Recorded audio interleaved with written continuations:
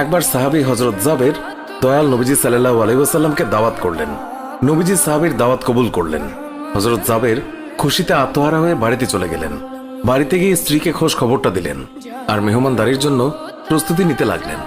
বড় ছেলে আব্দুল্লাহকে নিয়ে খাসি জবাই করে অন্য কাজে যখন হযরত জাবের ঘর থেকে বাইরে গেলেন, ইতিমধ্যেই হযরত জাবেরের ছোট ছেলে ঘুম থেকে উঠে খাসি তালাশ করতে লাগলো। বড় ভাই তাকে জানায় খাসিটিকে জবাই করা হয়েছে। ছোট ভাই বায়না ধরলো, খাসি কিভাবে জবাই করে আমাকে তা দেখাও। অগত্যা বড় ভাই ছুরি হাতে করে ঘরের পেছনে গিয়ে বলল, এখানে জবাই করা হয়েছে। ছোট ভাই জানতে চাইল কিভাবে।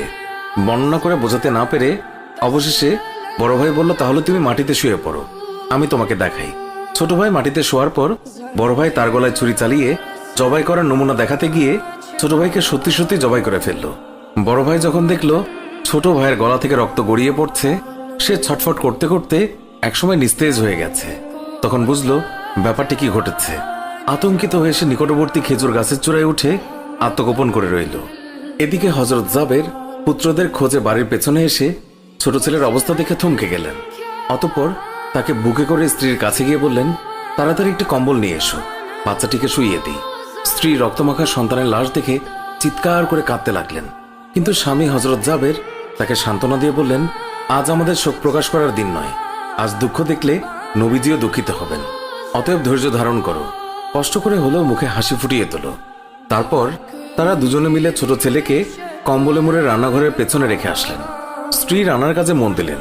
হযরত জাবের বের হলেন বড় পুত্র আব্দুল্লাহর খোঁজে। বাড়ির পেছনে গিয়ে ছেলের নাম ধরে জোরে ডাক দিলেন। গাছের উপর আত্মগোপন করে বড় ছেলে সব ঘটনা প্রত্যক্ষ করছিল আর ভয়ে কাঁপছিল।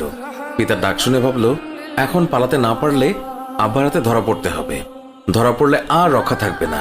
পালানোর উদ্দেশ্যে গাছ থেকে লাফিয়ে পড়ে আঘাতপ্রাপ্ত হয়ে সেও মৃত্যুর কোলে ঢলে পড়ল। পিতা কাছে গিয়ে দেখেন আব্দুল্লাহর দেহে প্রাণের স্পন্দন নেই। বড় ছেলেকে কোলে তুলে তিনি বাড়ির ভেতরে আসলেন। স্ত্রীকে বললেন আরেকটি কম্বল নিয়ে আসার জন্য। বড় ছেলের এই অবস্থা দেখে দরদিমা পুনরায় আর্তনাদ করে উঠলেন। স্বামী তাকে পুনরায় সান্ত্বনা দিয়ে বললেন, ধৈর্য ধরো, আজ আমাদের দুঃখ প্রকাশের দিন নয়, আজ আমাদের পরম আনন্দের দিন। দয়াল নবীজি অল্প কিছুক্ষণের মধ্যেই আমাদের ঘরে তাশরিফ রাখবেন। তারপর দুজনে মিলে বড় ছেলের লাশও কম্বলে মুড়ে ছোট ছেলের লাশের পাশে রাখলেন। স্বামী স্ত্রী তাদের চোখের পানি মুছে মুখে হাসি ফুটিয়ে তুললেন। হযরত জাবের বাড়ির সামনে দাঁড়িয়ে নবীজির আগমনের অপেক্ষা করতে লাগলেন। অল্পক্ষণের মধ্যে নবীজিকে উটের পিঠে করে আসতে দেখা গেল।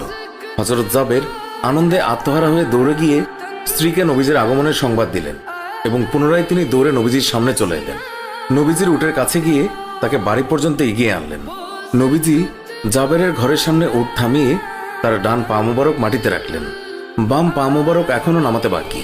এই সময় জিবরাইল আলাইহিস সালাম আল্লাহর পক্ষ থেকে নির্দেশ নিয়ে তিনি উৎসাহিত হয়ে বললেন, ইয়া রাসূলুল্লাহ, আল্লাহ আপনাকে জাবেরের ছেলেদের সঙ্গে নিয়ে খানা খেতে বলেছেন।